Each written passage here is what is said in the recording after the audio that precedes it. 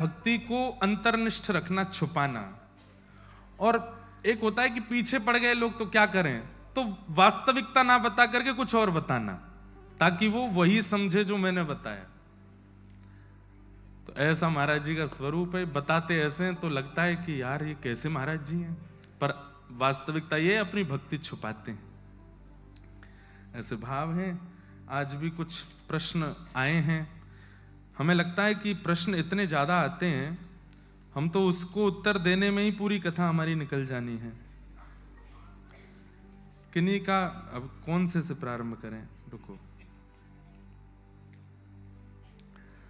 आपने कथा में बताया कि भगवान के सामने जाके रोना मत और कुछ शिकायत भी मत करो, लेकिन जय जय मैं तो सिर्फ उनको ही अपने दुख दर्द बताती हूं।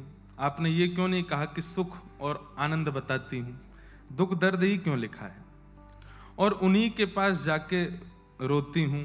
अब मैं तो अनाथ हो गई, अब मैं कहां जाऊं, क्या करूं, मुझे बताओ। हमने आपसे प्रार्थना की थी कि जब आपका प्रेम अटूट हो जाता है, जब आपका प्रेम विशेष हो जाता है, तो यह स्वाभाविक बात होती है कि आप प्रेमी के सामने रोते नहीं हैं कि भाई उसको कष्ट होगा, मैं क्यों बताऊं। आपके लिए सुख ज्यादा बड़ा है, अपने प्रेमी की प्रसन्नता ज्यादा बड़ी है कि अपना दुख बड़ा है? दुख सबके जीवन में होता है, पर प्रेम दुख से बड़ा होता है। तो कई बार आप जो बड़ा होता है उसके सामने छोटी वस्तु प्रस्तुत नहीं करते। ठीक है, मेरा दुख है, ये दुखालय संसार है, ठाकुर जी सब जानते हैं। सूरदास जी की मैंने पंक्ति सुनाई थी, तुम जानत सब अंतर्यामी। वो सब जानते हैं, उन्हें पता है। और कई बार ऐसा होता है जब व्यक्ति जानता है फिर भी आप छुपाते हैं, तो सामने वाले को और प्रेम हो जाता है आपसे कि बताओ ये जानते हुए भी छुपा रहा है मुझसे, ये बहुत कष्ट में है लेकिन फिर भी प्रसन्न हो रहा है मुझसे, मेरे सामने हंस रहा है, नाच रहा है, तो ठाकुर जी को और प्रसन्नता होती है। इस भाव से हमने कहा कि ठाकुर जी को मत बताओ। बाकी हमारे भारत के संत परम पूजनीय श्री रामसुख दास जी महाराज तो कहते थे, अपने जीवन की हर परिस्थिति ठाकुर जी को बताओ, सुबह से शाम तक जो कुछ भी है सब ठाकुर जी को बताओ, लेकिन दुख पर ज्यादा ध्यान मत दो, दुख ज्यादा ठाकुर जी को मत बताओ। आज पूरे दिन अच्छा क्या हुआ, जैसे एक बात सुनो, सब लोग इधर देखो, घर में कोई बात हो जाए तो पति पत्नी एकांत में बैठ करके बात करते हैं, पूरे दिन के कष्ट क्या हुए वो आपस में साझा करते हैं। पति अपने ऑफिस की बात बताता है, पत्नी पूरे दिन घर में क्या हुआ वो बताती है। लेकिन इतने में ही उनका बच्चा आ जाए 3 साल का, और तभी देखे कि माँ की आंख में आंसू है, तो आता, माँ आप क्यों रो रही है? नहीं नहीं कुछ नहीं बेटा, ऐसी बात नहीं, बताओ ना क्या बात है। तो माँ उसको बोलती है, वो ताता हो गई है ना मुझे, इसलिए रो रही हूं। उसको वास्तविकता नहीं बताते, क्यों? अभी छोटा बालक है, इसको अति कष्ट क्यों बताया जाए। या फिर इसमें यह भाव रखो कि हम उससे इतना प्रेम करते हैं कि उसको हम दुखी क्यों करें अपनी भावना बता करके। ठीक वैसे ही ठाकुर जी के सन्मुख कोई बात विवाद की नहीं हो, उन्हें सब पता है, पर आप मत कहो जाकर के, ये प्रेम का स्वरूप है। हमने इस भाव से ये बात कही थी। फिर किन्हीं का भाव है, यदि कृष्ण पूर्ण ब्रह्म हैं तो राधा रानी का उनसे विरह किस तत्व को प्रकट करता है? प्रेम तत्व को। कौन पावे आको पार, प्रेम नदिया की सदा उल्टी बहे धार। ठाकुर जी को कोई बंधन में नहीं बांध सकता, कोई आसक्त नहीं कर सकता, लेकिन एक प्रेम पाश ऐसा है जिसमें ठाकुर जी बंध जाते हैं। वो पूर्ण ब्रह्म है, वो पर ब्रह्म है, वो परिपूर्ण ब्रह्म है, लेकिन प्रेम ऐसा है जिसमें ठाकुर जी भी बंध जाते हैं। तो परिपूर्ण ब्रह्म भी श्री कृष्ण राधा रानी उनसे किस विरह किस तत्व में है? तो वो प्रेम तत्व में है। हम लोग 4 तत्व के आदि रहते हैं, ध्यान से सुनिएगा, धर्म, अर्थ, काम और मोक्ष। ये चतुर्विध पुरुषार्थ है। दुनिया में मुझसे बैठा ऊपर तक जितने भी लोग हैं, संसार के जितने भी लोग हैं, चतुर्विध पुरुषार्थ के भीतर ही रहते हैं। कोई धर्म कर रहा है, कोई अर्थ कमा रहा है, कोई कामनाओं की पूर्ति कर रहा है, और कोई मोक्ष की भाव में ही लगा हुआ है। कई लोग संसार में, उनको केवल धर्म से मतलब, वो धर्म ही करते हैं, पर कई लोग संसार में, अधिकतर मुंबई के लोग, वो केवल अर्थ कमाने की सोचते हैं। शाम दाम दंड भेद, कैसे भी धन कमाना है। कई लोग कामनाओं की पूर्ति में रहते हैं। अब मैं किसी प्रांत का नाम लेकर के वहां की निंदा नहीं करूंगा, पर भारत में भी ऐसे कई प्रांत हैं, वहां के लोगों को केवल वो धन भी इसलिए कमा रहे हैं कि मेरी इच्छा पूरी हो, कामनाओं की पूर्ति। एक परिवार से मेरा परिचय है, उनको अगर मन कर जाता है कि हमें इडली खानी है तो वो अगली फ्लाइट लेके चेन्नई चले जाते हैं, इडली खाते हैं। उनको कुछ खरीदने की इच्छा होती है तो वो दुबई पहुंच जाते हैं। उनको ज्यादा गर्मी लगती है तो वो कश्मीर पहुंच जाते हैं। मतलब उनका जीवन क्या है? केवल इच्छाओं की पूर्ति।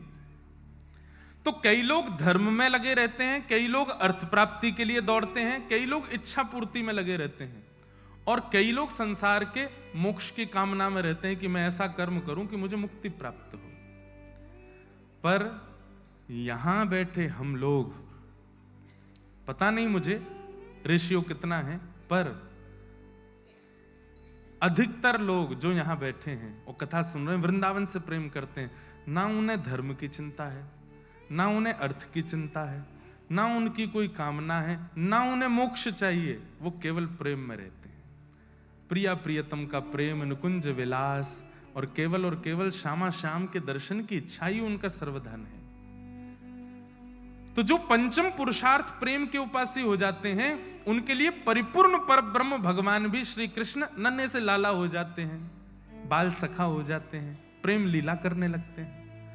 इसलिए तत्व वो परब्रह्म है, लेकिन सामने देखने वाला अगर प्रेमी है तो परब्रह्म अपने परब्रह्म तत्व को छोड़ के प्रेमी कृष्ण बन जाते हैं। समझ में आई बात?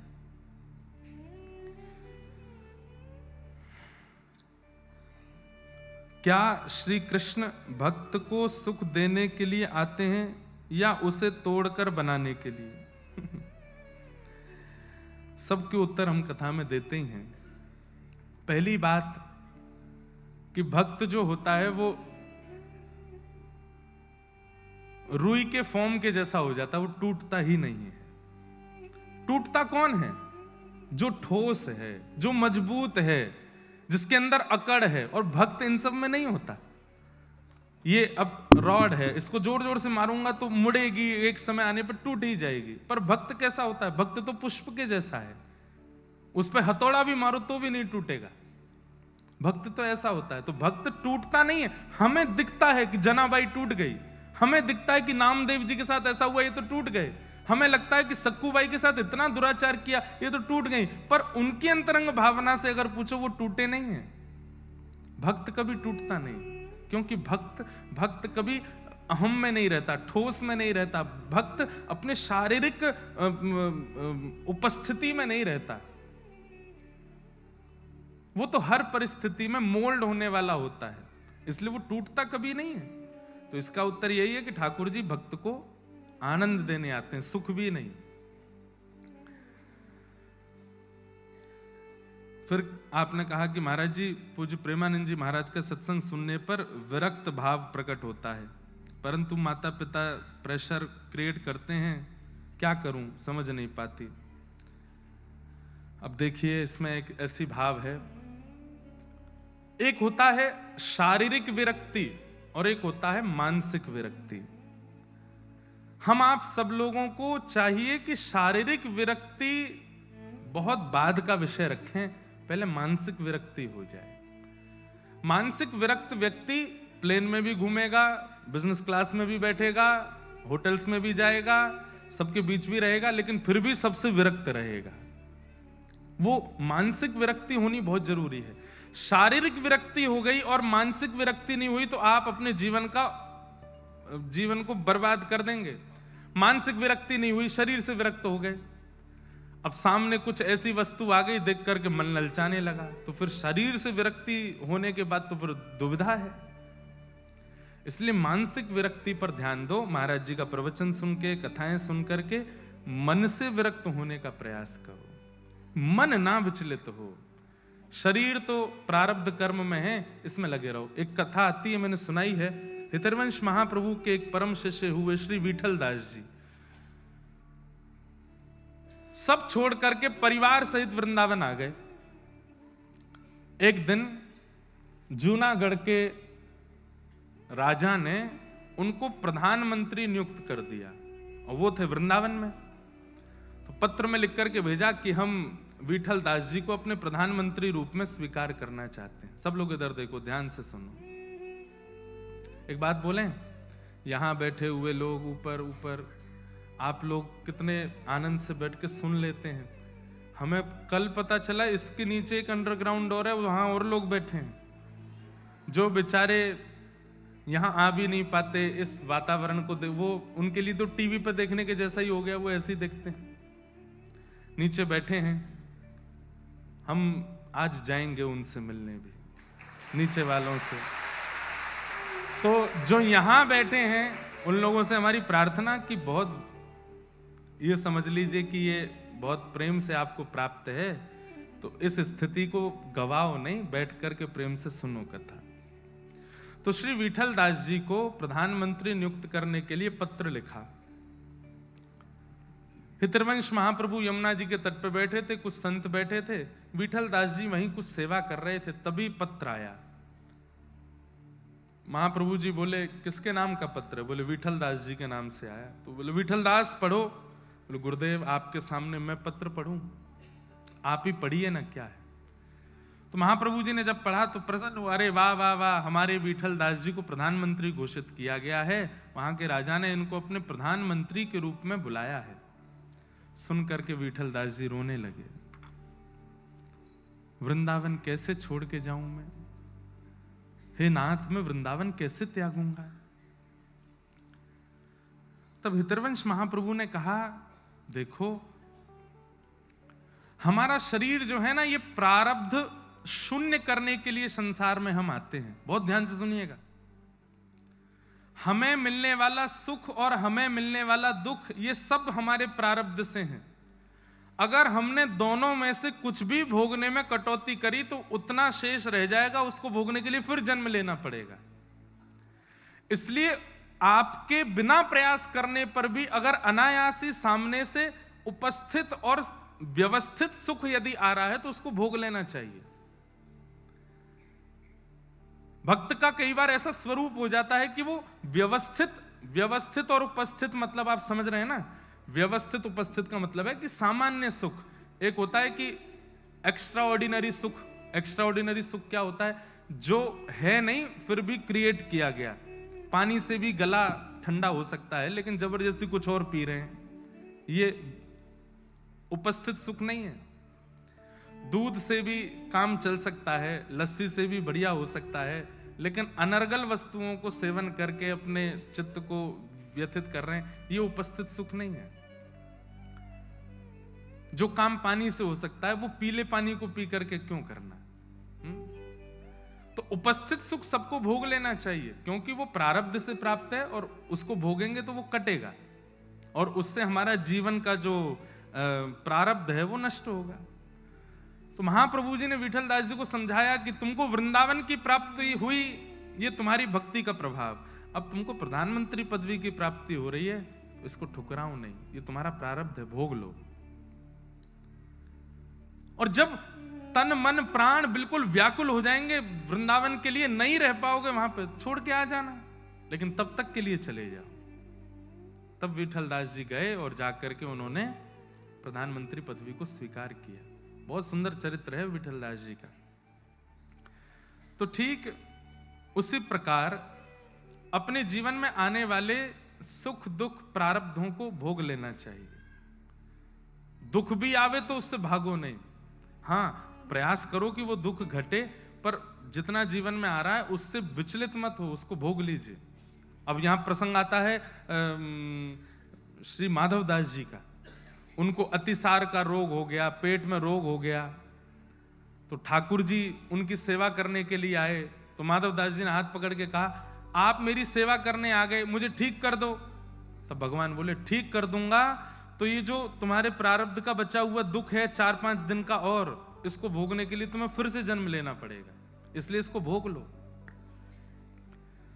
कई बार बंधुओं ऐसा होता है, बहुत ध्यान से सुनिएगा, कि जब आप भक्ति मार्ग में अग्रसर होते हैं, अचानक से बहुत सारे कष्ट आने लगते हैं, एक के बाद एक, एक के बाद एक, एक के बाद एक। कभी मौसी कष्ट दे रही हैं, कभी बुआ कष्ट दे रही हैं, कभी पत्नी कष्ट दे रही है, कभी पति कष्ट दे रहा है, कभी व्यापार कष्ट दे रहा है, कभी शरीर कष्ट दे रहा है। अचानक से कष्टों की श्रृंखला बढ़ जाती है। उसका मतलब क्या है? ठाकुर जी ने विचार किया कि इसको 80 साल में जितना भोगना था, इसको 80 दिन में भोगवाओ, खत्म करो, जितना भी ये सब एक बार में करवा करके नष्ट करो, ताकि आगे के जीवन में भजन आनंद से कर सके। इसलिए उसको स्वीकार कर लीजिए। धीरे धीरे धीरे धीरे धीरे धीरे पूरे जीवन में भोगने से अच्छा है। कई बार जब आपका भजन ठाकुर जी स्वीकार कर लेते हैं ना, तो स्वीकार करते ही ठाकुर जी कुछ दिनों के लिए भयंकर कष्ट दे देते हैं। बोले इसको भोग लो, इसको यहीं स्वीकार करके नष्ट कर लो, ताकि आगे तुम प्रसन्न रह सको, आनंद में रह सको। और दूसरा कारण यह भी होता है कि भक्ति काल में आकर के प्रारंभ में ही ठाकुर जी कष्ट देकर के आपको आदत दिलवा देते हैं। आप उसके इतने आदी हो जाते हो कि फिर बाद में कोई कष्ट आता भी है तो आप प्रिपेयर्ड रहते हो कि कोई बात नहीं। जैसे फाइनल एग्जाम तो फरवरी मार्च में होते हैं, लेकिन जुलाई से ही स्कूल के हिटलर टीचर जो हैं वो हर दिन आज ये टेस्ट, आज ये टेस्ट, अब ये असाइनमेंट करके लाओ, ये करके लाओ। कभी कभी तो वो होता है क्या बोलते हैं उसको, हाँ, सरप्राइज टेस्ट। आजकल तो स्कूल की पढ़ाई बदल गई, पर मेरी उम्र के बहुत सारे बैठे हैं यहाँ पे। हमारे स्कूल टाइम पे भी टीचर बहुत मुस्कुराती हुई आती थी कभी कभी। हम कहते आज ये इतनी खुश क्यों है? आते ही सीधा मार्कर उठा करके जैसे ही एस लिखती थी, मैंने कहा हो गया सरप्राइज टेस्ट, सरप्राइज टेस्ट। हाँ भाई, सब लोग अपने बैग में बुक्स रख दो, सबको पेपर दे दिए जाते, सामने क्वेश्चन लिखे गए। कितना अत्याचार होता था बच्चों पे। क्यों होते हैं भाई? स्कूल का जो पूरा नियम है ना, वो ठाकुर जी के नियम से ही लिया गया है। ये सरप्राइज टेस्ट होना, हाफ ईयरली होना, प्री टेस्ट होना, ये सब कुछ क्यों है? ताकि फाइनल की प्रिपरेशन अच्छी हो जाए। तो हमारी लाइफ जो है, जैसे 3 घंटे का एग्जाम होता है, ऐसे ही ये 3 भावों में विभाजित है, बाल अवस्था, युवावस्था और वृद्धावस्था। बीच बीच में ठाकुर जी ये टेस्ट लेते रहते हैं, सरप्राइज ज्यादा ले लेते हैं। क्यों? ताकि हम लोग प्रिपेयर्ड रहें फाइनल के लिए। और जब फाइनल पास हो जाता है, कई लोगों की फाइनल जो है वो 25 साल में ही हो जाता है, कई लोगों का फाइनल 30 में ही हो जाता है, कई लोगों का फाइनल 80 तक ही खिंचा रहता है। भजन करने वाले का फाइनल 30 से पहले पहले हो जाएगा। और एक बार फाइनल हो गया, फाइनल एग्जाम क्लियर हो गया, उसके बाद क्या है? तान दुपट्टा, वाह आनंद करो। अब तो आप बन गए, शहंशाह बन गए। अब तो केवल भजन करो, नाम करो, कीर्तन करो, कथा सुनो, खूब प्रेम से रहो। फिर उसके बाद में बीच में दुविधाएं आती भी हैं, तो वो इतनी बड़ी लगती नहीं है। बोले ठीक है, हो गया हमारा। तो इसलिए विपत्तियों को और सुखों को, दोनों को स्वीकार करो, दोनों प्रारब्ध जन्य होते हैं। इस प्रकार की बात है। अब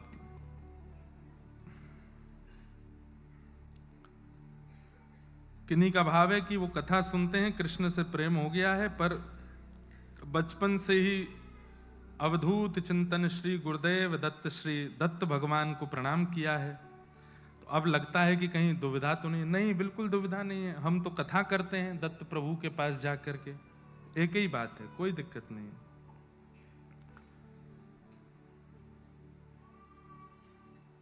हाँ, किसी का भाव है कि जितनी देर हम कथा सत्संग में रहते हैं उतनी देर तो हम डूब जाते हैं, पर जैसे ही वहां से निकलते हैं फिर से संसार में आकर ये दास प्रभु का विस्मरण हो जाता है। क्या करें? ये तो एक व्यक्ति ने लिखा है, पर ये 80% लोगों की स्थिति है। 80% लोगों के साथ यही होता है। जैसा देश वैसा भेष, यहां आ गए तो महाराज बिल्कुल ऐसा लगता है 3 घंटा बैठ करके बस यही महाराज जी की ही है सब कुछ, इन्हीं के संग लग दो, वृंदावन को भजना है और कुछ करना नहीं। और जैसे यहां से बाहर निकले, नीचे पानी पूरी वाला देखा, मैंने देखा था कल मैं गाड़ी से जैसे ही निकला तो मैं देखता हुआ जा रहा था। भाई कथा के बाद श्रोताओं का चेहरा बता देता है कितना सीख के निकले हैं। कई लोग तो प्रसाद खाने में व्यस्त, चलो ठीक है वो भी, कई लोग आपस में व्यवस्था कर रहे हैं टैक्सी कहाँ कैसे निकलना क्या। पर जैसे ही मैं लेफ्ट टर्न मुड़ा तो वहां पर पानी पूरी वाले पे कुछ माताएं खड़ी थी, रेड लाइट थी तो मैं भी थोड़ी देर खड़े होकर देख रहा था, खूब चटकारे ले करके थोड़ा इसमें डालो तो मैंने कहा वाह माता जी, 3 घंटा इसी की प्रतीक्षा थी कि कब पूरी हो, खाएं हम पानी पूरी तो आप जब यहां से जाते हैं उसके बाद में भी संसार आपको अपनी ओर आकृष्ट कर लेता है, जीव को, नेत्रों को, त्वचा को, हाथ को, पैरों को, सर्वांगीण इंद्रियों को। कहीं ना कहीं इस बात का प्रमाण है कि अभी भजन बन नहीं रहा है। स्थिति पता है कैसी हो जाती है कि कथा सुनने के बाद में बस मन नीचे नजर हो जाती है और मौन रह करके बस लगता है जल्दी घर पहुंचें, एकांत में बैठें थोड़ी देर और चिंतन करें। वो कथा मन में मेरे साथ ऐसा होता है। इसका आप एक काम कर सकते हो, कथा सुनने के बाद कम से कम 1 घंटा मौन रहिए, कुछ मत बोलिए। मैं मौन रहता हूं कथा से पहले भी, कथा के बाद भी। आप विश्वास नहीं मानेंगे, 8 बजे 8:15 बजे कथा पूरी होती है पर 10 बजे तक खुमारी चढ़ी रहती है मुझे। वो विषय कल सक्कूबाई नृत्य कर रही थी चित्त में, सक्कूबाई का वो स्वरूप दिख रहा था। परसों पुरंदरदास और पुरंदरदास की पत्नी सरस्वती बाई वो दिख रही थी। ये सब भाव चलते रहते हैं मन में और ऐसा ही होना चाहिए, यही स्वरूप होता है। उसके लिए करना क्या है, मौन हो जाइए, थोड़ी देर मत बोलिए और हो सके तो विषय वार्ता और संसार के जो विषय हैं कम से कम कथा सुनने के बाद 1 घंटा उनके समीप मत जाओ। हम कह रहे हैं कि यहां से निकल के फुटपाथ पे 1 घंटा वेट कर लो फिर पानी पूरी खाने जाना, आपका मन ही नहीं होगा। वो 1 घंटे का जो चिंतन है ना भाई, भोजन के बाद भी पचाया जाता है उसको, कथा को भी पचाने के लिए थोड़ा समय तो दो। अब कथा हमने आपको सुनाई, उसके बाद तुरंत आपने वो संसार का विषय स्वीकार किया, सब खराब हो जाता है। औषधि लेने के बाद में परहेज तो करना पड़ेगा। लाला रो है, कोई बात नहीं। अब बेचारी वो बहन जी सोचेंगी कहां लेके जाऊं, बड़ी मुश्किल से तो आई होंगी अंदर, 2-4 माताएं मिलके शांत करा दो। जय हो। वो नहीं रो रहे हैं, आज रोने का दिन ही है, ठाकुर जी आना है ना, ठाकुर जी को तो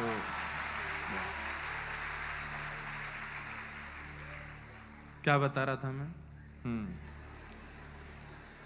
ऐसा होता है, मन जरा सी बात पे इधर उधर चला जाता है। तो इसलिए ये तो 80% लोगों की दुविधा है कि कथा से निकलते ही सब गुड़ गोबर हो जाता है।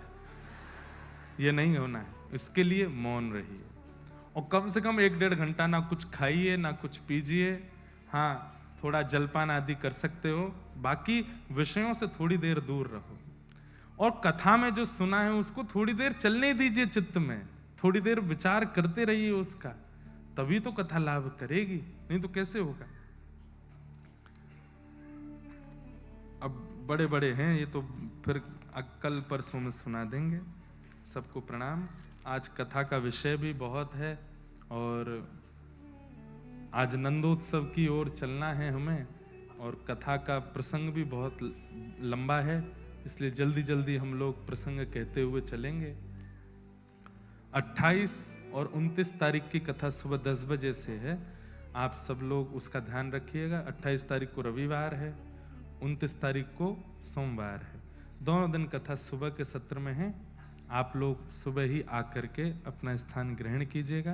बोलो वृंदावन बिहारी लाल की। कल हम लोग भीष्म स्तुति श्रवण कर रहे थे बाणों की सैया पर लेटे हुए पितामह भीष्म भगवान की स्तुति गा रहे हैं। इतिमते रूप कल्पिता वितृष्णा भगवत सात्वत पुंगवे विभुम्ने स्वसुखमुपगते क्वचिद् विहर्तुं प्रकृतिमुपेयुषि यद्भव प्रवाह त्रिभुवनकमनं तमालवर्णं रविकरगौरवराम्बरं दधाने वपुरलककुला वृताननाब्जं विजय सखेरतिरस्तु मेन वद्या। श्रीमद् भागवत जी के बंधुओं, श्लोक साक्षात कृष्ण है। अगर किसी व्यक्ति को भागवत जी का चस्का लग जाए ना, तो वो ऐसी ये स्तुतियां हैं, गोपी गीत है, भ्रमर गीत है, भीष्म स्तुति है, इनका पाठ करना प्रारंभ कर दे। जैसे बंधुओं हम माला करते हैं ना, एक मन का, दूसरा मन का, तीसरा मन का, चौथा मन का, पांचवा, ऐसे किसी कोई 28 नग के करते हैं, कोई 108 के करते हैं, कोई 1008 के करते हैं। ऐसे ही स्तुतियों की भी एक माला होती है। ध्यान से सुनिएगा, स्तुतियों की माला कैसे, आपको कितनी स्तुतियां याद है? एक याद है, दो याद है, कम से कम 8 तो होनी चाहिए। 8 स्तुतियां याद होनी चाहिए। स्तुतियों में जैसे अगर भागवत के उपासी हैं, या वृंदावन से कई लोग यहाँ दीक्षित बैठे हैं, हरिदास परंपरा से हैं, हरिवंश परंपरा से हैं, वल्लभ कुल से हैं, रामानुज परंपरा से, रामानंदी परंपरा से, अपनी परंपरा के पाठ कीर्तन, उन सब में कम से कम 8 चीजें आप याद करो और उनको भी माला की तरह करो। जैसे भागवत जी के उपासक कैसे करें? भीष्म स्तुति का पाठ किया, फिर उसके बाद गोपी गीत का पाठ किया, भ्रमर गीत का पाठ किया, भिक्षुक गीत का पाठ किया और वेणु गीत का पाठ किया। इतने पाठ आपने कर लिए। अब माला की तरह क्या होता है कि माला मन के से फिर दोबारा फेरी जाती है, फिर दोबारा उसका पाठ करो, फिर उल्टा पाठ करो, फिर वेणु गीत का पहले करो, फिर भिक्षुक गीत का करो, फिर गोपी गीत का करो, और फिर भ्रमर गीत का करो, फिर भीष्म स्तुति का करो। इस प्रकार स्तुतियों की माला। अब आपको पद याद है, स्तुति याद नहीं है। सूरदास जी के, कुंभन दास जी के, छीत स्वामी जी के, गोविंद दास जी के, तो जो जो पद याद हैं उनको भी माला की तरह करो। सूरदास जी के पद से शुरू किया गोविंद दास जी तक, फिर वहां प्रणाम करके फिर गोविंद दास जी के पद से शुरू किया सूरदास जी तक। ये पदों की माला। अब आप लोग महाराष्ट्र में रहते हैं, वारकरी कीर्तन याद है, संत ज्ञानेश्वर माउली के, तुकाराम जी के, नामदेव जी के, एकनाथ जी के, जनाबाई जी के। आज यहाँ कई सारे हमारे आ रहे हैं, बंबई के भी एक से एक अद्भुत। अंकिता जोशी जी आई होंगी, कहाँ हैं? दिख रही हैं? अजय ये बैठी, वाह वाह, जय हो आपकी। आज एक अभंग आपको सुनाना है। किनका? नामदेव जी का सुनाएंगे, तुकाराम जी का सुनाएंगे। बहुत बहुत सुंदर अभंग गाती हैं। तो जैसे आप महाराष्ट्र के प्रेमी भक्त हैं, यहाँ के अभंग एक से एक अद्भुत हैं। सुंदर ते ध्यान उभे विटेवरी, सुंदर ते ध्यान। मेरे को मराठी ज्यादा आती नहीं, पर मैं आपको बहुत सच्चे हृदय से बता रहा हूं, महाराष्ट्र और महाराष्ट्र के भक्त और उनके कीर्तन मुझे इतने प्रिय हैं कि अगर मुझसे कहा जाए कि भारतवर्ष के भक्तों की श्रृंखला में सबसे ऊपर आपके हृदय में कौन, तो महाराष्ट्र के भक्त। यहाँ के भक्तों की स्थिति, यहाँ के भक्तों की विचारधारा और उनकी शब्दावली अलग है। वो जिस प्रकार से विठोबा को बोलते हैं, बात करते हैं ना, वो सामान्य भक्त नहीं करता। हम हिंदी वासी हैं, हम मीराबाई के पद गाते हैं, सूरदास, कुंभनदास सबके पद गाते हैं, उनकी भावना बहुत सुंदर है। पर महाराष्ट्र के भक्त बड़े, एक तो दीन बहुत हैं और सरल बहुत हैं, सहज बहुत हैं, बहुत सुख मिलता है। तो जैसे अब आपको अभंग याद है, कितने, कम से कम 8 की श्रृंखला सब जगह रखो। पदों में 8 पद याद होने चाहिए, कम से कम 8 अभंग याद होने चाहिए, कम से कम 8 संस्कृत की स्तुतियां याद होनी चाहिए। उनको माला की तरह करो। इसका प्रभाव आपको देखने को मिलेगा कि जिस प्रकार नाम जप आप करते हैं, नाम जप का एक अंतरंग प्रभाव होता है, स्तुतियों का भी अपना प्रभाव है। तो कोई अगर भागवत प्रेमी हो तो भीष्म स्तुति से लेकर के गोपी गीत तक कुछ 8 स्तुतियां याद कर ले और उनको माला की तरह करे। एक बार पूरा करे, फिर दोबारा उल्टा करे, एक माला तो करे कम से कम। और जिस दिन छुट्टी है, फ्री हो, उस दिन 8 माला कर दो, उस दिन 108 माला कर दो, कुछ विशेष करो। भीष्म पितामह की स्तुति सबसे पहली स्तुति, दूसरी स्तुति है भागवत की। पहली स्तुति कुंती स्तुति जो हम कल सुन रहे थे। भीष्म पितामह क्या कह रहे हैं ठाकुर जी से, 2-4 बातें सुनो, बहुत सुंदर। बाणों की सैया पर लेटे हैं और सामने सुदर्शन चक्रधारी श्याम सुंदर खड़े हैं। भीष्म पितामह कहते हैं, नाथ, अब मैं अपने प्राण त्यागने वाला हूं, पर प्राण त्यागने से पहले आपके चरणों में पुष्प अर्पित करना चाहता हूं, पर बाणों की सैया पर हूं, उठ नहीं सकता, तो अपनी वाणी के पुष्प अर्पित कर रहा हूं, कृपया ध्यान दीजिएगा। ठाकुर जी बोले, बोलो। इतिमति रूपकल्पिता वितृष्णा भगवत सात्वत पुंगवे विभूम्ने स्वसुखमुपगते क्वचिद विहर्तुम प्रकृति मुगन किलयस्य गोपवध्व। इतिमति रूपकल्पिता वितृष्णा भगवत सात्वत पुंगवे विभूम्ने। भीष्म पितामह कह रहे हैं, नाथ, मेरी एक बेटी है, कुंवारी है, उसका ब्याह नहीं हुआ और मेरे प्राण जा रहे हैं, तो मैं चाह रहा हूं कि प्राण निकले उससे पहले मैं उसका ब्याह कर दूं। भगवान बोले, भीष्म पितामह, तुम तो बाल ब्रह्मचारी हो, तुमने तो विवाह ही नहीं किया, बिना ब्याह के तुम्हारी लाली कैसे हो गई?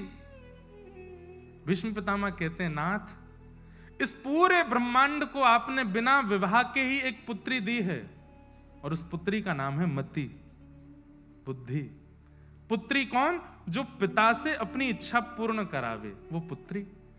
हम सबकी इच्छा, हम सबके अंदर इच्छा कौन प्रकट करता है? मति। तो हे नाथ, मैं अपनी मति रूपी पुत्री का विवाह करना चाहता हूं। क्यों? क्योंकि पुत्री जब तक अविवाहिता है तब तक पिताजी को अपनी इच्छा पूरी कराती है, और जैसे विवाह हो जाता है तो पति की इच्छा से पुत्री चलती है। ध्यान से सुन रहे हैं ना सब लोग? कथा में जाना है, किसी ने कहा कथा में चलो, मन होगा तो बता देंगे।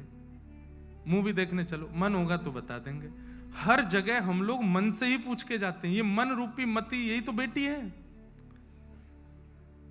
लेकिन अगर बेटी का ब्याह हो जाता है तो वो पतिव्रता हो जाती है। फिर पति कहता है, जैसे बेटी कहे कि ये खाना है, पति का नहीं खाना, ये नहीं वो खाना है, तो पत्नी कहती ठीक है, जैसा आपको अच्छा लगे वो खा लेंगे। हे नाथ, मैं अपनी मति रूपी बेटी का ब्याह करना चाहता हूं। भगवान बोले, अच्छा, किससे करना चाहते हो?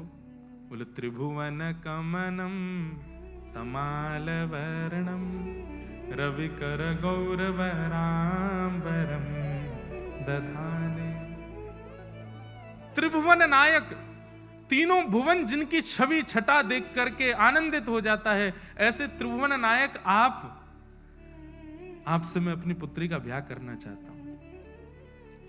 भगवान बोले, हम तुम्हारी बेटी को पसंद हैं, तुम्हारी मति को पसंद हैं। देखिए, स्तुति बड़ी बात नहीं है। स्तुति में शब्दों में प्रस्तुतिकरण क्या है? सीधे कह देते कि मेरी मति आपके चरणों में, नहीं, एक पूरा डेकोरम बनाया है कि मेरी बेटी, मेरी मति मेरी बेटी है और उसका ब्याह मुझे आपसे करना। इसी प्रस्तुतिकरण से तो ठाकुर जी प्रसन्न होते हैं।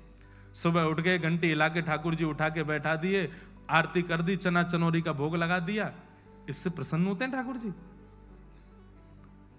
सुबह उठ करके गए, स्वयं स्नान करके हाथों में इत्र लगाया, सुगंधित हो गए, धीमे से ठाकुर जी के जहां विराजते हैं वहां द्वार पर गए, धीमे से थोड़ा उसको नॉक किया या फिर बाहर से ही ऐसी कुछ आवाज कर दी कि ठाकुर जी सतर्क हो जाएं कि हम आ रहे हैं।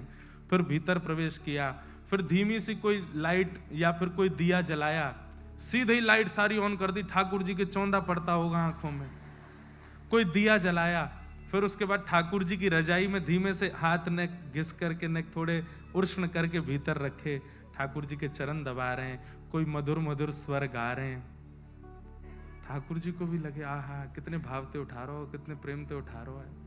फिर धीरे से रजाई हटाई, उठते पट दूध पियो, हल्का हल्का सा दूध गर्म है, ठाकुर जी के सामने कटोरी में धर दिया, उसमें केसर है, इलायची है, थोड़ा सा ठाकुर जी के लिए लड्डू लेके आए, मक्खन लेके आए। फिर पूछ रहे हैं नहावे की इच्छा है, स्नान करोगे? और फिर उस समय मन को जो तरंग आवे, आपको पता है भक्ति की स्थिति एक ऐसी आती है, ठाकुर जी बात नहीं करते स्पष्ट, तरंगें आती हैं। आप अपने लाल जी से पूछते हैं और सामने से एक तरंग आपके हृदय को स्पर्श करती है, आप अनुभव करेंगे, कभी कभी रोंगटे खड़े हुआ करेंगे। वो तरंगे ही ठाकुर जी की वार्तालाप है। पूछो नहाना है, तो अगर तरंग आने से रोंगटे खड़े हो जाएं तो ठाकुर जी आज्ञा कर रहे हैं जाड़ो पड़ रहा ना नहानो। और कोई रोंगटे वोंगटे खड़े नहीं हुए, ठाकुर जी कोई यहाँ पसीना वसीना सा आपको अनुभव करा दें, ठाकुर जी कह रहे हैं हम गर्मी लग रही नभाओ, ठाकुर जी को स्नान कराओ, पोशाक पहनाओ, पोशाक पहना करके ठाकुर जी को इत्र लगाओ, बैठाओ, फिर सुंदर आरती करो, राजभोग कराओ। ये सेवा का प्रकल्प है। अब इसमें प्रस्तुतिकरण अच्छा है तो ठाकुर जी राजी रहते हैं। अब रोज की सी वही आपका नियम वही बन गया है, सुबह ये खिलाना है, ऐसे उठाना है, ये दिया जलाना है, यहाँ करना है, वो करना, मन नहीं लगेगा ठाकुर जी का। ठाकुर जी को प्रस्तुतिकरण तो दो, तभी तो वो आनंदित होंगे, सुखी होंगे। नित्य एक लीला का पद गाया करो कि आज ठाकुर जी आप इस लीला में प्रवेश करो, उस लीला में प्रवेश करो। वो बहुत विस्तारित है, कभी इस साल हम प्रयास करेंगे कि वो अष्टयाम करनी है और उस अष्टयाम में सेवा की विधि भी बताएंगे, कैसे करनी चाहिए सेवा, उत्थापन कैसे होता है, मंगला कैसे होती है, श्रृंगार के प्रति भाव कैसा होता है, शयन कैसा होता है, राग सेवा कैसे होती है, ठाकुर जी की भोग प्रसादी की सेवा, वो सबका एक रखेंगे इस वर्ष। उसमें सबको सामूहिक रूप से सिखाएंगे कैसे करनी चाहिए सेवा ठाकुर जी की। ठाकुर जी राजी हूं, हम जो सिखाएं वही करना नहीं, फिर आपको अपनी योजना बनानी है कि अपनी योजना से हम क्या करें। अब नामदेव जी महाराज के नाना जी, नामदेव जी महाराज के नाना जी श्री वामदेव जी ठाकुर जी की सेवा करते थे।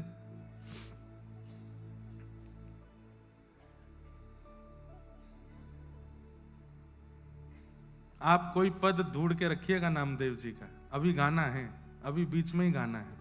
अब आ रहे नामदेव जी तो सुनाई देंगे। तो नामदेव जी के नाना जी, आपको पता है नामदेव जी के पिताजी नहीं थे। श्री नामदेव जी महाराज अकेली माता के पुत्र हैं।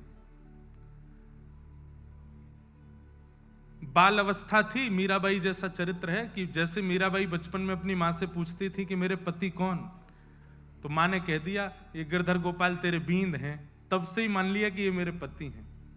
ऐसे ही श्री नामदेव जी की जो माता जी थी, उनको भी बाल्यकाल में ऐसा कह दिया ये ठाकुर जी ही तेरे पति हैं। इतना विश्वास प्रगाढ़ कर लिया कि पिताजी कह करके कहीं गए, महीनों बाद लौट करके आए, अभी थोड़ी कुमार अवस्था की थी और लौट करके आए तो क्या देखते हैं कि उनकी बालिका जो है वो 2-3 महीने की गर्भवती है। आकर के देख करके आश्चर्यचकित हो गए। उन्होंने पूछा तो नामदेव जी की माता जी बोली पिताजी आपने कहा था कि ये मेरे पति हैं, तो बस वो मेरे पति हैं, मैं उनकी गृहिणी हूं, उसी कृपा से हम दोनों का विवाह हुआ, उन्हीं की संतान गर्भ में है। जिन पिताजी ने बोला उन्हीं को विश्वास नहीं हुआ, वही कह रहे हैं ऐसे कैसे हो सकता है, ये तू झूठ बोल रही है, तू मेरे सामने झूठ बोल रही है, समाज क्या कहेगा, संसार क्या कहेगा, विवाह हुआ नहीं, तेरे गर्भ में बालक। पिताजी मैं झूठ नहीं बोल रही, लेकर के गए ठाकुर जी के सामने, बोले शपथ खा के बोल। ठाकुर जी की शपथ खा करके बोली, मैं सत्य बता रही हूं, ये ठाकुर जी का ही प्रसाद है। पिताजी के रोम रोम कांपने, अब भी विश्वास हो, तू झूठी शपथ खा रही है। तब आकाश से ठाकुर जी ने ही आकाशवाणी करके कहा, ये झूठ नहीं बोल रही हैं, आपने इनको कहा कि मैं इनका पति, इन्होंने इतने भाव से मुझे पति माना, मैंने भी इनको पत्नी माना है, और इनके गर्भ में जो बालक है वो मेरा ही अंश है। और वही उनके गर्भ से जन्मे, उनका नाम हुआ श्री नामदेव जी महाराज। ऐसे ठाकुर जी के परम भक्त श्री नामदेव जी। बचपन से ही 3 प्रकार के भक्त होते हैं बंधुओं। एक होते हैं साधन सिद्ध, एक होते हैं कृपा सिद्ध, और एक होते हैं भक्त सिद्ध। 3 प्रकार के भक्त हैं।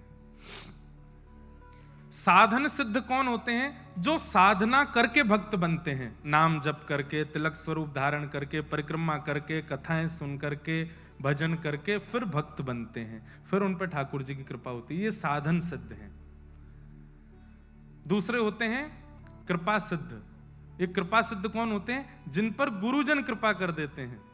मतलब भक्ति इतनी नहीं है, साधना इतनी नहीं है, इतना नाम जप आदि नहीं है, पर गुरु प्रसन्न हो गए, और गुरु ने प्रसन्न होकर के दृष्टि देख ली और बस आशीष दे दिया कि तू भक्त हो जा, बन गए भक्त। और ऐसी भक्ति उनके चित्त में आई। अनेक भक्तों की लीला ऐसी।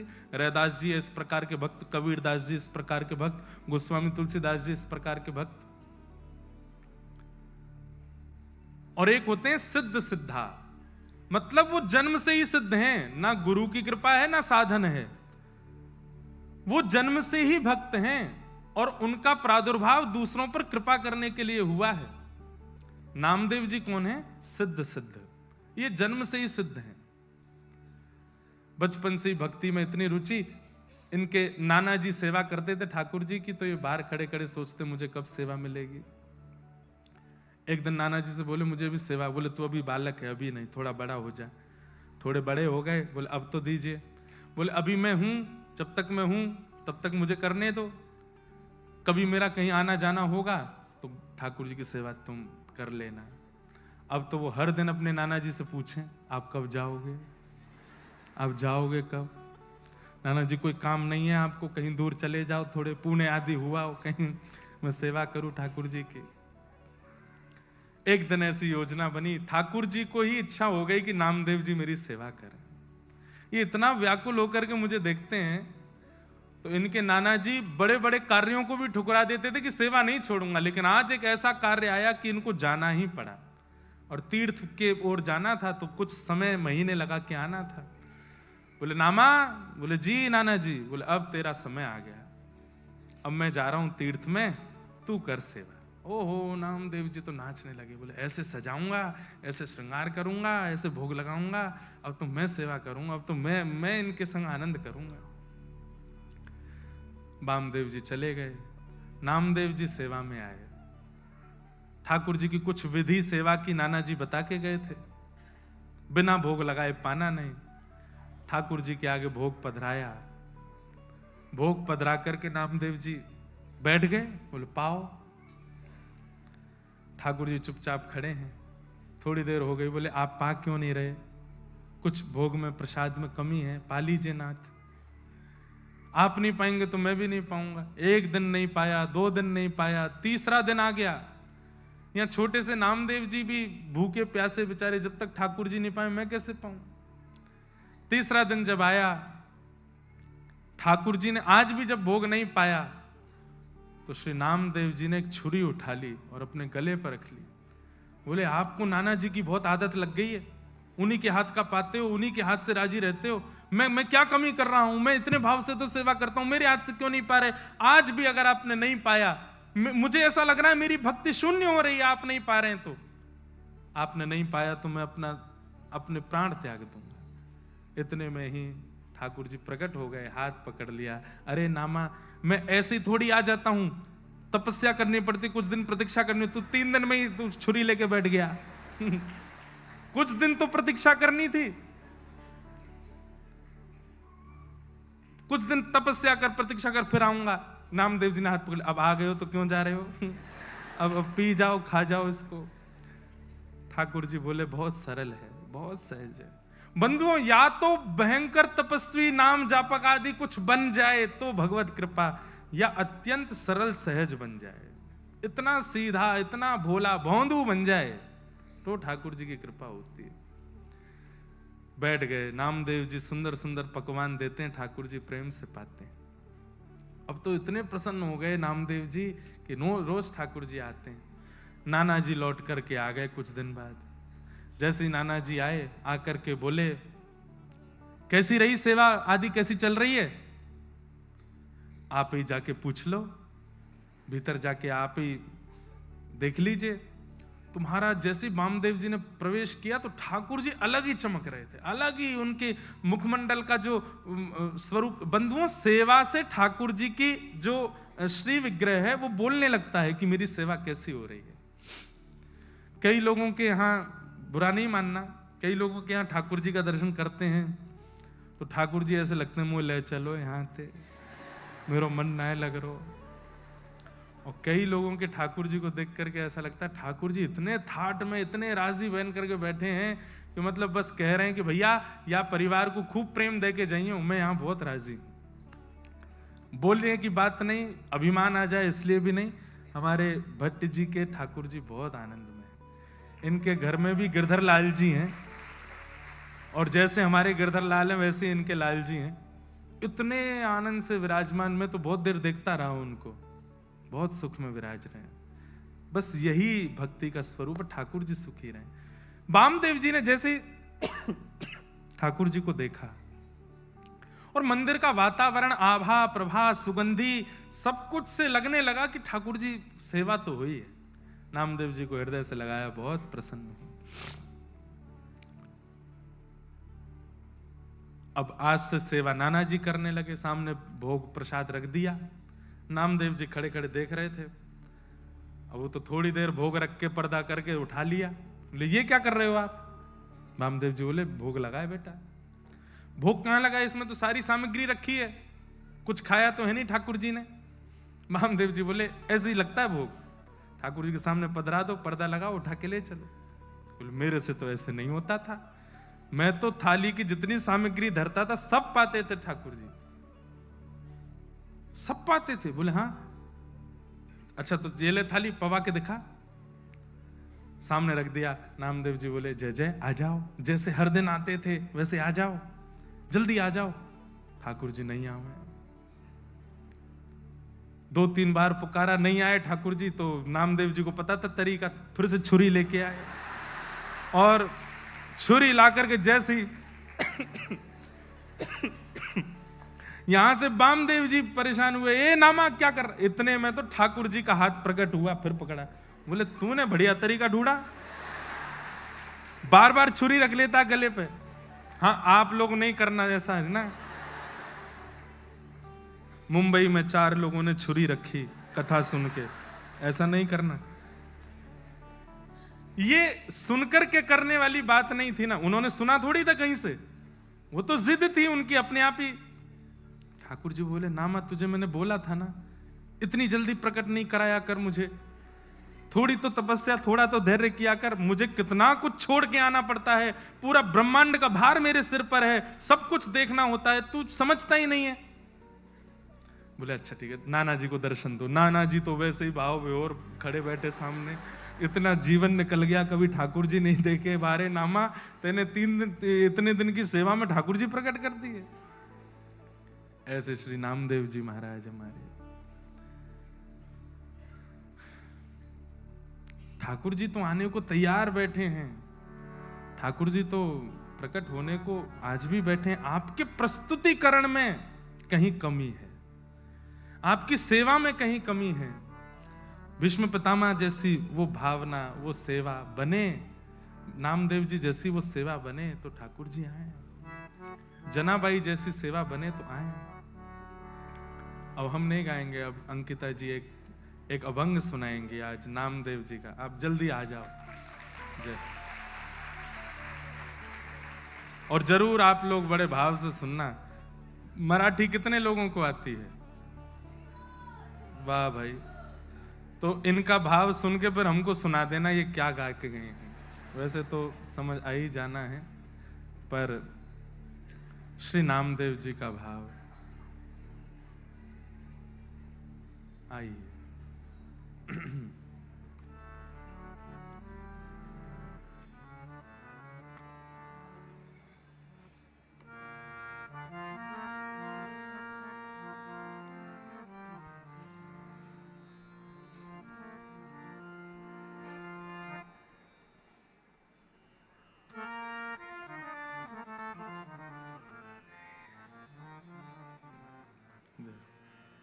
जय श्री कृष्ण।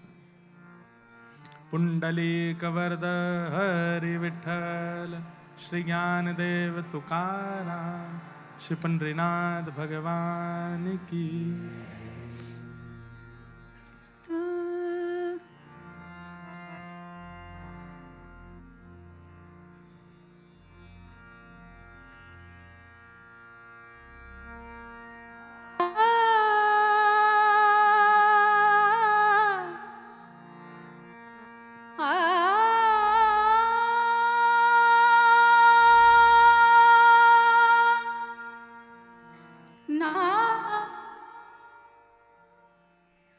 ये वाला ले लीजिए। नाम गा नाम ध्याओ,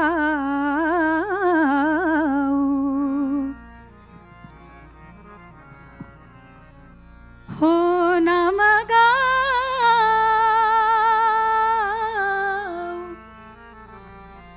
नाम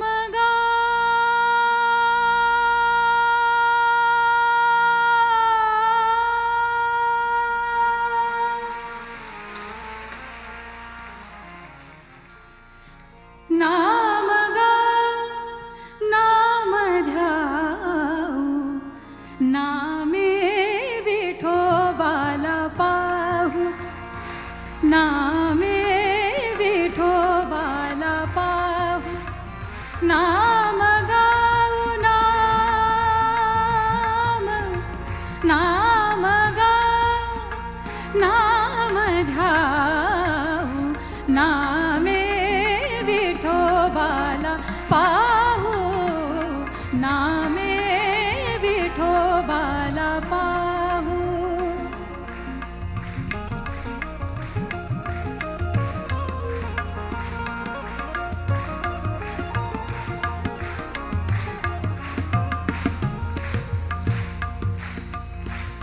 आम्ही दैवाचे दैवाचे, आम्ही दैवाचे दैवाचे, आम्ही दैवाचे दैवाचे, दास पंढरी रायाचे, हो दास पंढरी रायाचे, आम्ही दैवाचे दैवाचे, हो आम्ही दैवाचे दैवाचे, दास पंढरी रायाचे, नाम गाओ, नाम गाओ, नाम ध्याओ, नामे विठोबाला पाहू, नामे विठोबाला पाहू, नामे विठोबाला पाहू, नामे विठोबाला पाहू, हो टाळविणा घेऊन हाती हाती, टाळविणा घेऊन हाती, टाळविणा घेऊन हाती, टाळविणा घेऊन हाती, केशवराजे गाऊ गीते, केशवराजे गाऊ गीते,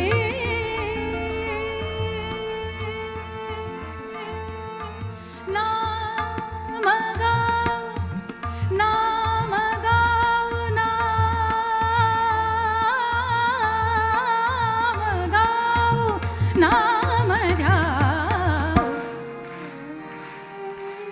विठोबाला पाहू नामे विठोबाला पाहू नामे विठोबाला पाहू नामे विठोबाला पाहू नामे विठोबाला पाहू नाम म्हणेला खोली सदा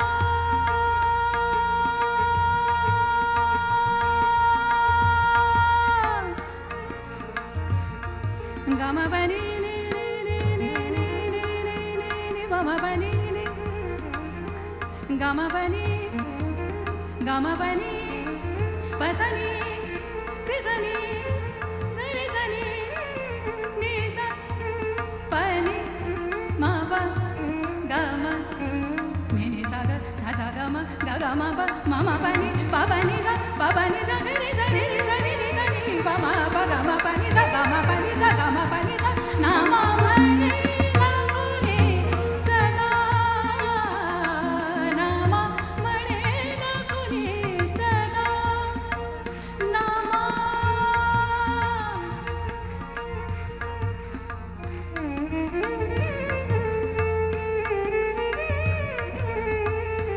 जय जय राम कृष्ण हरि जय जय राम कृष्ण हरि जय जय राम कृष्ण हरि जय जय राम कृष्ण हरि जय जय राम कृष्ण हरि जय जय राम कृष्ण हरि जय राम कृष्ण हरि जय जय राम कृष्ण हरि जय जय राम कृष्ण हरि जय जय राम कृष्ण हरि जय जय राम कृष्ण हरि नाम म्हणेला खोली सदा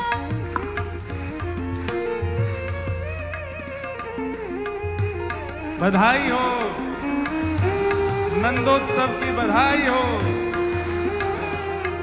नाम म्हणेला खोली सदा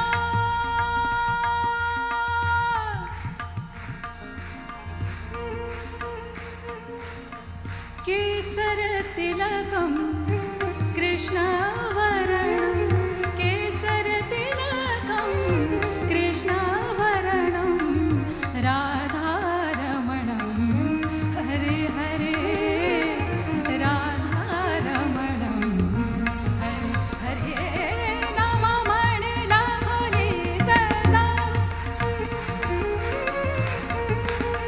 गम बनी विठ्ठला बसनी विठ्ठला पम प गम सा विठ्ठला विठ्ठला विठ्ठला विठ्ठला नाम म्हणेला खोली सदा अनंत रूपे हरिच्या मुखी बाहु गोविंदे अनंत रूपे हरिच्या मुखी बाहु गोविंदे गोविंदे गोविंदे गोविंदे गोविंदे गोविंदे गोविंदे गोविंदे गोविंदे गोविंदे अनंत रूपे हरिच्या मुखी बाहु गोविंदे नाम गाऊ हो नाम गाऊ नाम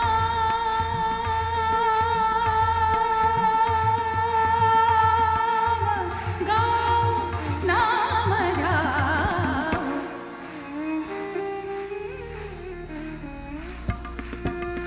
नामे विठोबाला पाहू नामे विठोबाला पाहू विठ्ठल विठ्ठल जय हरी विठ्ठल विठ्ठल विठ्ठल जय हरी विठ्ठल विठ्ठल विठ्ठल जय हरी विठ्ठल विठ्ठल विठ्ठल जय हरी विठ्ठल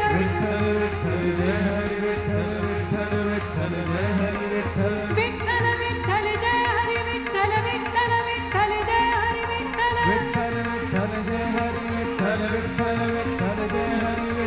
पांडुरंग जय हरी विठ्ठल पांडुरंग जय हरी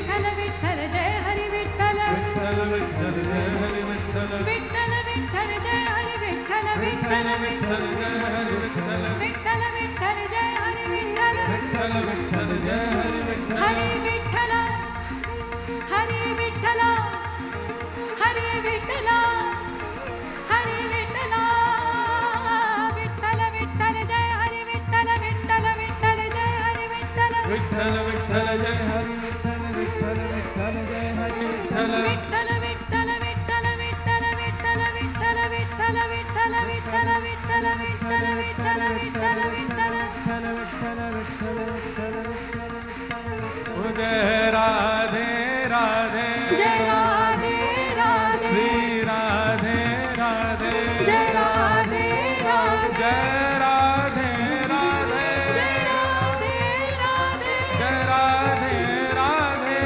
जय राधे राधे जय राधे राधे जय राधे राधे श्री राधे राधे श्री राधे ओ राधे वृषभानु दुलारी श्री कृष्ण प्यारी बरसाने वारी राधे राधे विठ्ठल की प्यारी राधे राधे विठ्ठल विठ्ठल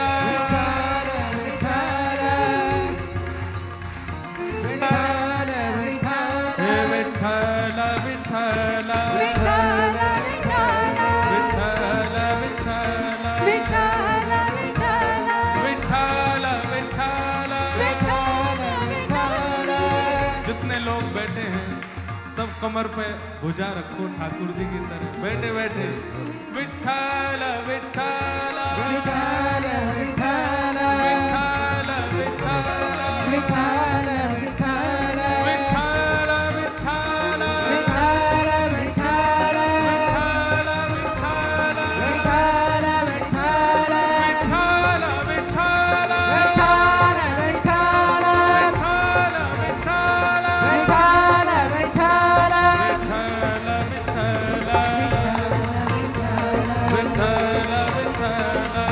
विठ्ठल विठ्ठल विठ्ठल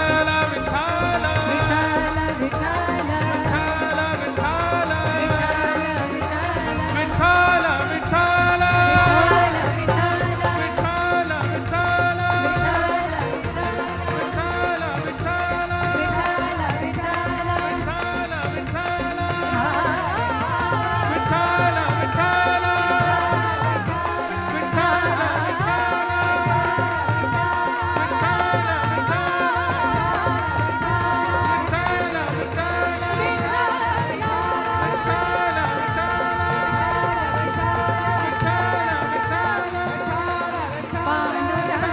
विठ्ठल कुंडली कमरना हार विठ्ठल श्री ज्ञानदेव तुकाराम श्री पंढरीनाथ भगवान की जय जय श्री राम बहुत सुंदर जय